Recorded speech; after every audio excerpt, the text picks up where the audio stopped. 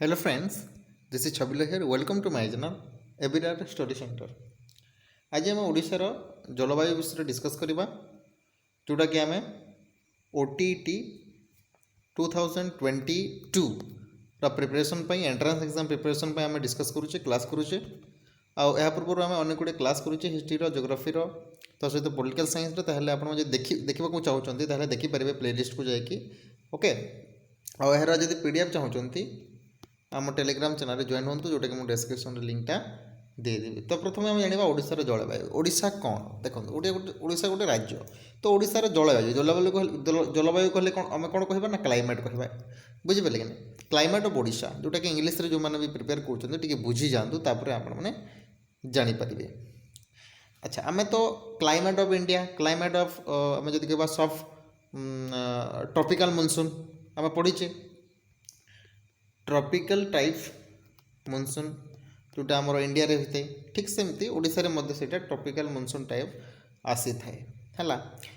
तो देखंतु आमे जदि डिस्कस करबा ओके तो भारतर पूर्व समुद्र उपकूल रे ओडिशा अवस्थित अर्थात ओडिशा को जगह अवस्थित ना पूर्व दिगरे अवस्थित बा पूर्व समुद्र उपकूल रे पूर्वर समुद्र कोटा ना बे ऑफ बेंगल से जगह रे ओडिशा अवस्थित एवं पूर्वघाट पर्वतमालार पूर्व में अवस्थित पूर्वघाट आम जदि कहबा देखु यहाँ पूर्वघाट पर्वतमाला ताहार को जगह पश्चिम अवस्थित है बुझिपारे आउ तार पूर्वर कौन रही ना बंगोपसागर रही उपकूलवर्ती समतल अंचल यहाँ रही समतल अंचल है सॉरी समतल अंचल रही उपकूलवर्ती अंचल है तापर पश्चिमबंग पश्चिम उच्च मालभूमि अवस्थित अर्थात देखंतु आम जदि कहबा एटा तो इंडिया रो काटी दूची टिके रंतु एमती अच्छी फॉर एग्जांपल इंडिया एमती अच्छी फॉर एग्जांपल सॉरी ओडिशा तो ओडिशा रो एटा हला मालभूमि हला ए जगह मालभूमि अच्छी हला तो एटा हला बंगोपसागर हला ए जगह बंगोपसागर बुझिपारे कि नहीं तापरे ए जगह हला आमर जदि कहबा उपकूलवर्ती समतल अंचल है तापरे ता ऊपर जाइए कर्कट क्रांति जाइए ना नहीं कर्कट क्रांति जोटा कि गुजरात को टच करके जाइए मणिपुर को ये आप पूरा टोटाल मिडिल रे जाइए ना ट्रॉपिक ऑफ कैंसर कर्कट क्रांति जाइए ना नहीं तो जेहेतु कर्कट क्रांति जाइए बुझला यहाँ इंडिया कर्कट क्रांति जाइए इंडिया पूरा टोटाल मिडिल पार्ट रे तो से हिसाब से ओडिशा को आम कौन कहवा ना क्रांति मंडल अंतर्गत बोली आम कहवा है अर्थात ये जगार बेसी गरम हुए कि बेसी ठंडा हुए है किंतु प्लेस आकार रे जगह अनुसार स्थान हिसाब से ताहा बदली थाए है जोटा आम ये लिखाई उष्म आर्द्र है बुझिपारे देखो जूम करके मुझे आपको सठिक भाव देखी दूँ देखो ग्रीष्म ऋतु में तापमात्रा देखो कौ जगार केमती माने जलवायुटा देखा जाए आम जो देखा है उपकूलवर्ती अंचल रे सामुद्रिक जलवायु और पश्चिमस्थ उच्चभूमि रे महादेशीय जलवायु देखा जाए देखो उपकूलवर्ती अंचल रे ऊपर माने हम जदि कहबा उत्तर दिगरे उपकूलवर्ती अंचल जो आमर समतल भूमि थिला से जगह कौन होता ना सामुद्रिक जलवायु हेतु तार सामुद्रिक जल बा से जगह बेसी गरम अनुभूत हुए ना ये आप सठिक भाव लिखाई देखो ग्रीष्म ऋतु में तापमात्रा अपेक्षाकृत कम को जगह ना उपकूल समतल अंचल बा उपकूलवर्ती समतल अंचल बुझीपार जो जगह आम जब कह समतल अंचल रही से जगह बा उपकूलवर्ती समतल अंचल से जगह सामुद्रिक प्रभाव जो बा समुद्र प्रभाव जो से जगह ग्रीष्म ऋतु में तापमात्रा कम देखा जाए किंतु आम जब कहबा पश्चिमस्थ उच्चभूमि पश्चिम इलाकार जो उच्चभूमि रही से ही जगह ग्रीष्म ऋतु अधिक परिमाण वृद्धिपात होता है अर्थात शीत ऋतु अधिक ह्रास पाए है शीत ऋतु शीत होता है एवं ग्रीष्म ऋतु ग्रीष्म होता है खरा करते हैं से उपकूलवर्ती अंचल समशीतोष्ण जलवायु अर्थात समान परिमाण जलवायुटा अनुभूत होता है किंतु पश्चिम उच्चभूमि रे चरम जलवायु अनुभूत होता है देखो यहाँ ओडिशा जदि आम कहबा यही जगार ହେଲା। ଏଇ ଜାଗାରେ କ'ଣ ହେଇଥାଏ ନା ଚରମ ଜଳବାୟୁ ପ୍ରବାହିତ ହୋଇଥାଏ। ଆଉ ଏଇ ଜାଗାରେ କ'ଣ ହେଇଥାଏ ନା ସମଶୀତୋଷ୍ଣ ଜଳବାୟୁ ଦେଖା ଦେଇଥାଏ। ହେଲା, ବୁଝିପାରିଲେ।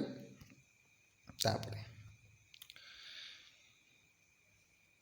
ମାନେ ଓଡ଼ିଶାର ଯେଉଁ ବାୟୁମଣ୍ଡଳର ହାରାହାରି ବାର୍ଷିକ ତାପମାତ୍ରା ଯଦି ଆମେ ଦେଖିବା ହେଲା, ଉଚ୍ଚତା ଏବଂ ସମୁଦ୍ର ପତନ ଠାରୁ ଦୂରତା ଦ୍ୱାରା ପ୍ରଭାବିତ ହୋଇଥାଏ। ଆମେ ସବୁ ଜାଗାରେ ପଢ଼ିଛେ, କ୍ଲାଇମେଟ୍ ଅଫ୍ ଇଣ୍ଡିଆ ପଢ଼ିଲା ବେଳେ ମୁଁ ଆପଣଙ୍କୁ କହିଛି କି ଯେଉଁଟାକି ଆମେ କହୁଛେ ଆଲ୍ଟିଟ୍ୟୁଡ଼ ଆମେ ପଢ଼ିଛେ ନା, ଏବଂ ସମୁଦ୍ର ପତନ ଓସେନ୍ରେ କିପରି ଭାବରେ ଆମର ହାଇ ପ୍ରେସରରୁ ଲୋ ପ୍ରେସରକୁ ଯେଉଁ ପବନଟା ଗତି କରିଥାଏ, ଠିକ୍ ସେମିତି ତା'ର ଜଳବାୟୁ ତ ପ୍ରଭାବିତ ହୋଇଥାଏ। ଅଲ୍ଟିଟ୍ୟୁଡ଼ ଯେଉଁଟାକି ଉଚ୍ଚତା ଯେହେତୁ ରହିଛି, ଉଚ୍ଚତା ଯେଉଁ ଜାଗାରେ ଉଚ୍ଚତା ରହିଛି ସେ ଜାଗାରେ ଆଟମସ୍ଫିୟରିକ୍ କଣ୍ଡିସନ୍ କମ୍ ଥିବ, ବାୟୁ ସେ ଜାଗାରେ କମ୍ ଥିବ ନା, ତ ସେ ଜାଗାରେ ମାନେ ଗରମ ପ୍ରଭାବ ସେମିତି ଦେଖାଯିବନି, ହେଲା କି ନାହିଁ।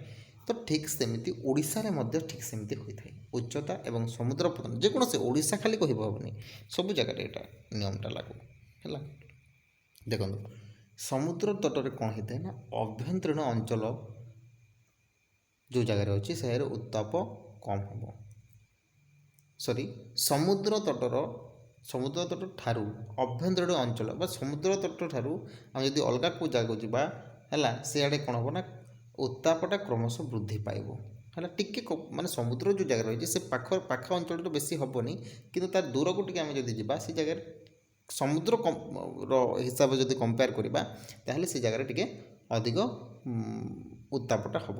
କିନ୍ତୁ ଏଇ ଟୋଟାଲ୍ ଅଭ୍ୟନ୍ତରୀଣ ଅଞ୍ଚଳ ଯେଉଁଟାକି ତା'ର ଆମେ ଯଦି କହିବା ଅଭ୍ୟନ୍ତରୀଣ ଅଞ୍ଚଳରୁ ଆମେ ଯଦି ଲୋକାଲ୍ ଇଲାକା ଦେଖିବା କିମ୍ବା ଲ୍ୟାଣ୍ଡ ସର୍ଫେସ୍କୁ ଦେଖିବା, ସେହି ଜାଗାରେ ଲ୍ୟାଣ୍ଡ ସର୍ଫେସ୍ଟା ମାନେ ବୃଦ୍ଧି ତାହାର ଅଧିକା ଥିବ, ଉତ୍ତାପଟା ଗରମ ଅନୁଭୂତ ଅଧିକା ହେବ। ବୁଝିପାରିଲେ କି ନାହିଁ। ସମୁଦ୍ରରୁ କମ୍ପେୟାର କରିବା ଯଦି ଆଭ୍ୟନ୍ତରୀଣ ଅଞ୍ଚଳ ଯଦି କମ୍ପେୟାର କରିବ ଲ୍ୟାଣ୍ଡ, ତ ଲ୍ୟାଣ୍ଡ ଜାଗାରେ ବେଶୀ କ'ଣ ହେଇଥାଏ ଗରମ ହେଇଥାଏ। ହେଲା, ଏଇଟା ମୁଁ ଆପଣମାନଙ୍କୁ ସଠିକ୍ ଭାବରେ କହିଛି କାହିଁକି ଗରମ ହେଇଥାଏ। ହେଲା, ତ ଦେଖିନାହାନ୍ତି ତାହେଲେ ଆପଣମାନେ ଯାଆନ୍ତୁ କ୍ଲାଇମେଟ୍ ଅଫ୍ ଇଣ୍ଡିଆରେ ଦେଖିପାରିବେ। ତାପରେ ମେନ୍ କଥା ଗୋଟେ କ'ଣ, ଆଉ ଗୋଟେ ଏଠି ମୁଁ ଆପଣଙ୍କୁ କହିଲି କି ଜୁନ୍ ମାସରେ, ଏଇଟା କ୍ୱେଶ୍ଚନ୍ ଆସେ, ଜୁନ୍ ମାସରେ ବେସିକାଲି ଆମର ବର୍ଷା ହୋଇଥାଏ। ହେଲା, ବୃଷ୍ଟିପାତ ହୋଇଥାଏ ଜୁନ୍ ମାସରେ। ତାପରେ ଦେଖନ୍ତୁ ମେ ମାସରେ ରାଜ୍ୟର ଉଷ୍ମତମ ମାସ, ଅର୍ଥାତ୍ ମେ ମାସ ଯଦି ଆସିଲା, ଆଉ ଗୋଟେ କଥା ଆପଣମାନେ ମନେ ରଖିଥିବେ, ଏଇଟା ହେଲା ସୂର୍ଯ୍ୟ, ଏଇଟା ହେଲା ରୋଟେସନ୍ କରୁଛି। ହେଲା, କ୍ଲିୟର। ତ କ'ଣ ହେଇଥାଏ ନା ଏଇଟା ଆସିଥାଏ ମାର୍ଚ୍ଚରେ, ଏଇଟା ଆସିଥାଏ ଜୁନ୍ରେ। ହେଲା, ଏଇଟା ସେପ୍ଟେମ୍ବର, ଅର୍ଥାତ୍ ଜୁନ୍ରୁ ସେପ୍ଟେମ୍ବର ମଧ୍ୟରେ ଜୁନ୍ ଜୁଲାଇ ଅଗଷ୍ଟ ସେପ୍ଟେମ୍ବର ଆସୁଛି। କିନ୍ତୁ ଏଠି କ'ଣ ହେଇଥାଏ ନା ମାର୍ଚ୍ଚ ଏପ୍ରିଲ ମେ, ଅର୍ଥାତ୍ ମେ ମାସରେ ଯେତେବେଳେ ଆମର ଇଣ୍ଡିଆକୁ ଟ୍ରପିକ୍ ଅଫ୍ କ୍ୟାନ୍ସର ସିଧା ପଡ଼ିବ ଆମର ସୂର୍ଯ୍ୟ ରଶ୍ମିଟା, ହେଲା କି ନାହିଁ। ଦେଖନ୍ତୁ ଏଇଟା ମାର୍ଚ୍ଚ ହେଲା, ମାର୍ଚ୍ଚ ପରେ ଏପ୍ରିଲ ମେ, ତ ମେରେ ସେଇଥିପାଇଁ ଅଧିକ ଗରମ ହୋଇଥାଏ ଆମ ଇଣ୍ଡିଆରେ, କାହିଁକିନା ଟ୍ରପିକ୍ ଅଫ୍ କ୍ୟାନ୍ସରରେ ସିଧାସଳଖ ଭାବରେ ଆମର ପଡ଼ୁଛି ସୂର୍ଯ୍ୟ ରଶ୍ମିଟା, ସେଇଥିପାଇଁ ଅଧିକ ଗରମ ହୋଇଥାଏ ମେ ମାସରେ, ହେଲା କି ନାହିଁ। ତାପରେ ଅର୍ଥାତ୍ ସେଇଥିପାଇଁ ଲେଖା ହେଇଛି କି ମେ ମାସ ରାଜ୍ୟର ଉଷ୍ମତମ ମାସ। ହେଲା, ଏଥିରେ 40 ଡିଗ୍ରୀ ସେଲସିୟସ୍ରୁ ଅଧିକ ପରିମାଣରେ ତା'ର ତାପମାତ୍ରା ଦେଇଥାଏ, ହେଲା କି ନାହିଁ। ଦେଖନ୍ତୁ କେଉଁ ଜାଗାରେ ହେଇଥାଏ, ଏମିତି ସମ୍ବଲପୁର, ଟିଟିଲାଗଡ଼, ବଲାଙ୍ଗୀର, ଭବାନୀପାଟଣା, ଏଇଟା 40ରୁ 48 ଡିଗ୍ରୀ ସେଲସିୟସ୍ ହୋଇଥାଏ। ଏଇଟା ମନେ ରଖିବେ। ହେଲା, ତାପରେ କ'ଣ, ଆଉ ଯେଉଁ ଜାଗାରେ ଉଚ୍ଚ ପାର୍ବତ୍ୟାଞ୍ଚଳ ରହିଛି ସେଇଟା ହେଲା ଦାରିଙ୍ଗବାଡ଼ି ହେଲା, ହେମିଗିରି ହେଲା, ଏଇ ଜାଗାରେ ସର୍ବନିମ୍ନ ତାପମାତ୍ରା ଦେଖା ଦେଇଥାଏ, ଅର୍ଥାତ୍ ଡିଗ୍ରୀ ସେଲସିୟସ୍ କମ୍ ଥାଏ, ଥଣ୍ଡା ହେଇଥାଏ। ଏବଂ ଆଉ କ'ଣ ଦେଖନ୍ତୁ, ଟୋଟାଲ୍ ଆମେ ଯଦି ଓଡ଼ିଶାର ବୃଷ୍ଟିପାତ ଦେଖିବା ତ 1500 ମିଲିମିଟରରୁ ଏଭାରେଜ୍ 1500 ମିଲିମିଟର ବର୍ଷକୁ, ମାନେ ତା'ର ସେ ହିସାବରେ ବର୍ଷା ହେଇଥାଏ, ଯେମିତିକି ସମ୍ବଲପୁରରେ ହେଲା, ରେଢ଼ାଖୋଲରେ ହେଲା, ଅନୁଗୁଳରେ ହେଲା, ଯାଜପୁରରେ ହେଲା, ଭଦ୍ରକରେ ହେଲା।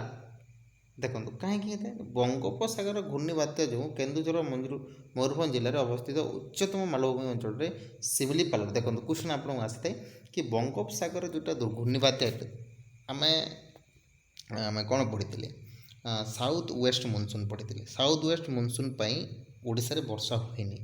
ମନେ ରଖିବେ କେଉଁଥିପାଇଁ ବର୍ଷା ହୁଏ? ବଙ୍ଗୋପସାଗରୀୟ ଘୂର୍ଣ୍ଣିବାତ୍ୟା ଦ୍ୱାରା ପ୍ରଭାବିତ ହୋଇକି ଓଡ଼ିଶାରେ ବର୍ଷା ହେଇଥାଏ। କେଉଁ ଜାଗାରେ? କେନ୍ଦୁଝରରେ, ମୟୂରଭଞ୍ଜ ଜିଲ୍ଲାରେ। ଆଉ କେଉଁ ଜାଗାରେ ନା ଉଚ୍ଚତମ ମାଳଭୂମି ଯେଉଁଟାକି ଆମେ କହୁଛୁ ଶିମିଳିପାଳ ଜାଗା। ସେଟା କେତେ ପରିମାଣରେ ବର୍ଷା ହେଇଥାଏ? 1750 ମିଲିମିଟରରୁ ଅଧିକ ହେଲା। ବୁଝିପାରିଲେ? ଏଭରେଜ୍ ତ ଆମର 1500 ମିଲିମିଟର ଅଛି। ଦେଖନ୍ତୁ ଜୁନ୍ରୁ ସେପ୍ଟେମ୍ବର ମାସ ପର୍ଯ୍ୟନ୍ତ ବୃଷ୍ଟିପାତ ହୋଇଥାଏ, ସେଥିଲାଗି ବର୍ଷା ଋତୁ କୁହାଯାଏ। ଜୁନ୍ରୁ ସେପ୍ଟେମ୍ବର କ୍ୱେଶ୍ଚନ୍ ଆସିପାରେ। ଜୁନ୍ରୁ ସେପ୍ଟେମ୍ବର ମଧ୍ୟରେ ଯେଉଁ ଆପଣମାନଙ୍କର ବୃଷ୍ଟିପାତ ହୋଇଥାଏ ତାକୁ ଆମେ ବର୍ଷା ଋତୁ ବୋଲି ଗଣନା କରିଥାଉ ହେଲା। ଦେଖନ୍ତୁ ଗୋଟେ ଗୋଟେ ଜାଗାରେ କ'ଣ ହୋଇଥାଏ? ମରୁଡ଼ି ମଧ୍ୟ ହୋଇଥାଏ ଅଧିକାଂଶ ବର୍ଷା ନ ହେବା ଯୋଗୁଁ ହେଲା। ଆଉ କ'ଣ ନା ଅନେକ ସମୟରେ ଅକ୍ଟୋବର ଏବଂ ନଭେମ୍ବର ମାସରେ ବଙ୍ଗୋପସାଗରରେ ସୃଷ୍ଟି ବାତାବର୍ତ୍ତ ଗୁଡ଼ିକ ଯୋଗୁଁ ଓଡ଼ିଶାରେ ଉପକୂଳର ପ୍ରଚୁର ପରିମାଣରେ କ'ଣ ହେଇଥାଏ ନା କୁହନ୍ତୁ ନଭେମ୍ବର ମାସରେ କିମ୍ବା ହେଲା ନଭେମ୍ବର କିମ୍ବା ଅକ୍ଟୋବର ମାସରେ କିଛି ମାତ୍ରାରେ ଯେଉଁ ବାତ୍ୟା ଆସିଥାଏ କିମ୍ବା ବଙ୍ଗୋପସାଗରରେ ପ୍ରଭାବ ଯୋଗୁଁ ଆସିଥାଏ ବୃଷ୍ଟିପାତ ହେଲା। ଆଉ କେମିତି କ'ଣ ଏଇ ଯେଉଁ ବାର୍ଷିକ ବୃଷ୍ଟିପାତ ଆମେ ଯଦି ଦେଖିବା ଓଡ଼ିଶାର କେମିତି କ'ଣ ଏଇଟା ବେସିକାଲି ନା ତିନି ଭାଗରେ ବିଭକ୍ତ। ଅତି ବୃଷ୍ଟିପାତ ଅଞ୍ଚଳ ହେଲା, ତାପରେ ମଧ୍ୟମ ବୃଷ୍ଟିପାତ ଅଞ୍ଚଳ, ସ୍ୱଳ୍ପ ବୃଷ୍ଟିପାତ ଅଞ୍ଚଳ। ତ କେଉଁ ଜାଗାରେ ଏମିତି ଦେଖାଯାଏ ଆପଣ ଟିକେ ଦେଖିବା। ସେ ଜାଗାରେ ଅତି ବୃଷ୍ଟିପାତ ଅଞ୍ଚଳ କେଉଁ ଜାଗାରେ? ଦେଖନ୍ତୁ କ୍ୱେଶ୍ଚନ୍ କେମିତି ଆସେ ନା ଏଇ ଯେଉଁ ଆମର ସାଉଥ୍ ୱେଷ୍ଟ ମନସୁନ୍ ଯାଉଛି ନା ତାହା ଦ୍ୱାରା ଆସେନି ବର୍ଷା। ଓଡ଼ିଶାରେ ବର୍ଷା ହୁଏନି କାହିଁକିନା ଏଇ ଯେଉଁ ଉପକୂଳ ଉଚ୍ଚ ଜାଗା ରହିଛି ହେଲା, ସେଥିପାଇଁ ବର୍ଷାଟା ତା ଦ୍ୱାରା ହୁଏନି। କିନ୍ତୁ ବଙ୍ଗୋପସାଗର ଯେଉଁ ଘୂର୍ଣ୍ଣିବାତ୍ୟା ହୁଏ କିମ୍ବା ବଙ୍ଗୋପସାଗର ପ୍ରଭାବରୁ ବର୍ଷା ହୋଇଥାଏ ଓଡ଼ିଶାରେ। ତ ଅତି ବୃଷ୍ଟିପାତ ଅଞ୍ଚଳ 1550 ମିଲିମିଟର ଉର୍ଦ୍ଧ୍ୱ ବୃଷ୍ଟିପାତ ଅଞ୍ଚଳ କେଉଁ ଜାଗାରେ? ଦେଖନ୍ତୁ ବୈତରଣୀ ନଦୀ, ବ୍ରାହ୍ମଣୀ, ଇବ୍ ନଦୀ ଏବଂ ବୁଢ଼ା ବଙ୍ଗଳା ଓଡ଼ିଶାରେ ଏଇଟା ହେଇଥାଏ। କେଉଁ ଜିଲ୍ଲାରେ? ମୟୂରଭଞ୍ଜ ଜିଲ୍ଲାରେ, କେନ୍ଦୁଝର ଜିଲ୍ଲାରେ, ଉତ୍ତର ପଶ୍ଚିମ ଏଇସବୁ ଜାଗାରେ ହେଇଥାଏ। ପାଲଲହଡ଼ା ସବ୍ ଡିଭିଜନ୍ ହେଲା ଏଇ ଜାଗାରେ ହେଇଥାଏ। ପଢ଼ି ନେବେ କିଛି ଅସୁବିଧା ନାହିଁ, ପ୍ରବଳ ବୃଷ୍ଟିପାତ ହୋଇଥାଏ ହେଲା। ଏହା ବ୍ୟତୀତ ମହାନଦୀରେ ମଧ୍ୟ ହେଇଥାଏ ହେଲା, ବ୍ରାହ୍ମଣୀ ନଦୀ, ବୈତରଣୀ ନଦୀ ଏଇ ଜାଗାରେ ହେଇଥାଏ। ତ ମଧ୍ୟମ ବୃଷ୍ଟିପାତ ଅଞ୍ଚଳ କେଉଁ ଜାଗାରେ? ଏଇଟା 1350 ମିଲିମିଟରରୁ 1550 ମିଲିମିଟର ମଧ୍ୟରେ ହୋଇଥାଏ। ବେସିକାଲି ଢେଙ୍କାନାଳ, ବୌଦ୍ଧ, ଝାରସୁଗୁଡ଼ା ଏଇ ଜାଗାରେ ବୃଷ୍ଟିପାତ ହୋଇଥାଏ ମଧ୍ୟମ ଧରଣର। ତାପରେ ବହୁତ କମ୍ କେଉଁ ଜାଗାରେ ହେଇଥାଏ? 1350 ମିଲିମିଟରରୁ କମ୍, ଅର୍ଥାৎ ଅଧିକା ନାହିଁ କି ଇଏ ନାହିଁ, କମ୍। ତ କେଉଁ ଜାଗାରେ? ବଲାଙ୍ଗୀର ଜିଲ୍ଲାରେ, ଟିଟିଲାଗଡ଼ରେ, ବରଗଡ଼ରେ, ପାଟଣାଗଡ଼ରେ ହେଲା। ବ୍ରାହ୍ମଣୀ ନଦୀର ମଧ୍ୟବର୍ତ୍ତୀ ଉପକୂଳ ଅଞ୍ଚଳରେ ଏଇଟା ହେଇଥାଏ ହେଲା। ତ ଜନଜୀବନ ଜଳବାୟୁ କେମିତି? ଯେହେତୁ ଜଳବାୟୁ ହୋଇଥାଏ ହେଲା, ଆମେ ଯଦି ଦେଖିବା ବେସିକାଲି କ'ଣ ହୋଇଥାଏ ନା ପ୍ରାକୃତିକ ବିପର୍ଯ୍ୟୟ ହୋଇଥାଏ ହେଲା। କେମିତି ପ୍ରାକୃତିକ ବିପର୍ଯ୍ୟୟ ହୋଇଥାଏ? ବାତ୍ୟା ହୋଇଥାଏ। ବାତ୍ୟା କେମିତି କ'ଣ ହୋଇଥାଏ? କେତେ ଡିଗ୍ରୀ ହୋଇଥାଏ? ଦେଖନ୍ତୁ ଏଠି ଯେମିତି କହିବା 600 କିଲୋମିଟର ଉର୍ଦ୍ଧ୍ୱ ବ୍ୟାସ ବିଶିଷ୍ଟ ବାତାବର୍ତ୍ତ ଅଧିକ କ୍ଷତିକାରକ ହୋଇଥାଏ। 600 କିଲୋମିଟର ଅଧିକ ଯଦି ହେଲା ସେଟା ଅବଭିୟସଲି ବାତ୍ୟା କ୍ଷତିକାରକ ପହଞ୍ଚାଇବ। କେଉଁ ଜାଗାରେ ହେଇଥାଏ? ଏପ୍ରିଲରୁ ମେ ମାସ ମଧ୍ୟରେ, ଏଇଟା ଅକ୍ଟୋବରରୁ ନଭେମ୍ବର ମାସରେ ଏଇଟା ସୃଷ୍ଟି ହୋଇଥାଏ। ବେସିକାଲି ଏପ୍ରିଲରୁ ମେ ମାସରେ ହେଲା ଏଇଟା ହେଇଥାଏ। ଏବଂ ବାତ୍ୟା ଆଉ କେଉଁ ଜାଗାରେ? ଅକ୍ଟୋବରରୁ ନଭେମ୍ବର ହେଲା ଏଇ ସମୟରେ ରହିଥାଏ ଆମର ବାତ୍ୟାଟା। ଏବଂ କେତେ ଡିଗ୍ରୀ? 8 ଡିଗ୍ରୀରୁ 20 ଡିଗ୍ରୀ ଯେଉଁ ଉତ୍ତର ଅକ୍ଷାଂଶରୁ ହେଲା, ଅକ୍ଷାଂଶରୁ ଆମର ବର୍ଷା ହୋଇଥାଏ ବା ବାତ୍ୟା ହୋଇଥାଏ। ତାପରେ ଦେଖନ୍ତୁ ଯେଉଁଟା ଗୁଜୁରାଟରେ ବେସିକାଲି ହୋଇଥାଏ, ମହାରାଷ୍ଟ୍ରରେ ହୋଇଥାଏ ହେଲା। ଏଇ ଯେଉଁ ପ୍ରଭାବରେ ଆରବ ସାଗର ପ୍ରଭାବରେ ଯେଉଁ ବାତ୍ୟା ହୋଇଥାଏ ନା ସେଇଟା ବେସିକାଲି ଓଡ଼ିଶା, ଆନ୍ଧ୍ରପ୍ରଦେଶ, ତାମିଲନାଡ଼ୁ, ପଶ୍ଚିମବଙ୍ଗରେ ହେଲା। ଗୁଜୁରାଟ, ମହାରାଷ୍ଟ୍ରରେ ଆରବ ସାଗର ବାତାବର୍ତ୍ତ ଗୁଡ଼ିକ ଦ୍ୱାରା ପ୍ରଭାବିତ ହୋଇଥାଏ। କିନ୍ତୁ ଓଡ଼ିଶା, ଆନ୍ଧ୍ରପ୍ରଦେଶ, ତାମିଲନାଡ଼ୁଟା ପଶ୍ଚିମବଙ୍ଗ ଦ୍ୱାରା ପ୍ରଭାବିତ ହୋଇଥାଏ ହେଲା। ବୁଝିପାରିଲେ କି ନାହିଁ? ତ କେମିତି କ'ଣ କେବେ ହେଇଥିଲା ବାତ୍ୟାଟା ସେଇଟା ଆପଣଙ୍କୁ ଦେଖାଯାଇଛି। ବେସିକାଲି ସମୁଦ୍ରୀ ଅଞ୍ଚଳରେ 37% ବଙ୍ଗୋପସାଗରରେ ଏବଂ 33% ଦେଖନ୍ତୁ ଆରବ ସାଗରରେ ଅଧିକା ଅଛି ନା ନାହିଁ। ଅକ୍ଟୋବର 29 ତାରିଖରେ 1999 ମସିହାରେ ଓଡ଼ିଶାରେ ପ୍ରଭାବିତ ହୋଇଥିବା ମହାବାତ୍ୟା ଅନେକ କ୍ଷତି କରିଥିଲା। 1999 ମସିହାରେ ଏଇ ଯେଉଁ ବାତ୍ୟାଟା ହେଇଥିଲା ବହୁତ କ୍ଷତିଗ୍ରସ୍ତ କରିଥିଲା। ଏବଂ ଦେଖନ୍ତୁ 100 ବର୍ଷ ମଧ୍ୟରେ 11 ଥର ମହାପ୍ରଳୟ ଆସିଲେ। ଦେଖନ୍ତୁ ଡେଟ୍ ମଧ୍ୟ ଦେଇଛି, ଆପଣ ପଢ଼ି ନେବେ ହେଲା। ଏଇ ଡେଟ୍ ତାରିଖରେ ଆସିଛି। କେତେ କିଲୋମିଟର ହେଇଥିଲା? 250 କିଲୋମିଟର, 300 ବେଗରେ ପବନ ବହୁଥିଲା ହେଲା। ତାପରେ ଏଥିରେ 100 କୋଟି ଲୋକ ପ୍ରଭାବିତ ହୋଇଥିଲେ ଏବଂ କେତେ ଲୋକ ମରିଥିଲେ? ଦେଖନ୍ତୁ 9867 ଜଣ ମୃତ୍ୟୁବରଣ କରିଥିଲେ। ବନ୍ୟା ବନ୍ୟା ମଧ୍ୟ ଅଧିକ ବର୍ଷ ଯେହେତୁ ହୋଇଥାଏ ବାଂଲାଦେଶ ପରେ ଭାରତ ହେଉଛି ପୃଥିବୀର ଦ୍ୱିତୀୟ ବନ୍ୟା ପ୍ଲାବିତ ଦେଶ। ତ ସେଇ ଭିତରୁ କେତେ ପରସେଣ୍ଟ 20% 20% ବନ୍ୟାକୃତ ମୃତ୍ୟୁ ଭାବରେ ହିଁ ମରିଥାନ୍ତି ଭାରତରେ। ତ ଆମ ଓଡ଼ିଶାରେ କେଉଁ ଜାଗାରେ ବେସିକାଲି ବାତ୍ୟା ହେଇଥାଏ, ବାତ୍ୟା ନା ବନ୍ୟା କେଉଁ ଜାଗାରେ ହେଇଥାଏ ଦେଖନ୍ତୁ, ଗଙ୍ଗା ନଦୀ ଉପତ୍ୟକାରେ, ଯେମିତିକି ଉତ୍ତରପ୍ରଦେଶ, ବିହାର, ପଶ୍ଚିମବଙ୍ଗ, ବ୍ରହ୍ମପୁତ୍ର ଉପତ୍ୟକା, ଆସାମ, ଓଡ଼ିଶାର ସୁବର୍ଣ୍ଣରେଖା ହେଲା, ବେସିକାଲି ଓଡ଼ିଶାର ସୁବର୍ଣ୍ଣରେଖାରେ ଦେଖନ୍ତୁ, ଏଇଟା ମନେ ରଖିବେ, ସୁବର୍ଣ୍ଣରେଖା, ବ୍ରାହ୍ମଣୀ ଏବଂ ବୈତରଣୀ ମହାନଦୀ ଉପତ୍ୟକାରେ ଏଇଟା ହେଇଥାଏ ଓଡ଼ିଶାର ହେଲା। କେଉଁ ଜିଲ୍ଲା କେଉଁ ନଦୀରେ, ସୁବର୍ଣ୍ଣରେଖାରେ, ବ୍ରାହ୍ମଣୀରେ ହେଲା, ଏଇଟା ମନେ ରଖିବେ ଟିକେ ହେଲା। ଦେଖନ୍ତୁ ବେସିକାଲି ବର୍ଷା ଋତୁରେ ପ୍ରବଳ କେଉଁ ଜାଗାରେ ହେଇଥାଏ ନା 25ଟି ଜିଲ୍ଲାରେ ହିଁ ବନ୍ୟାପ୍ରବଣ ଅଞ୍ଚଳ, 30ଟା ଜିଲ୍ଲାରୁ, ବୁଝିପାରିଲେ। 150 ବର୍ଷ ମଧ୍ୟରେ ମହାନଦୀର ପ୍ରାୟ 137 ଥର ବନ୍ୟା ଆସିଲାଣି। ଦେଖନ୍ତୁ 150ରେ 137 ଥର ବନ୍ୟା ଆସିଲାଣି। 28ଟି ପ୍ରବଳ ବନ୍ୟାରେ ରୂପ ଧାରଣ କଲା ମଧ୍ୟ 28ଟା ଆସିଲାଣି, ଯେମିତିକି ବ୍ରାହ୍ମଣୀ, ବୈତରଣୀ, ସୁବର୍ଣ୍ଣରେଖା, ଋଷିକୂଲ୍ୟା, ବଂଶଧର, ଏଇ ନଦୀ ଜାଗାରେ ବନ୍ୟା ହୋଇଥାଏ।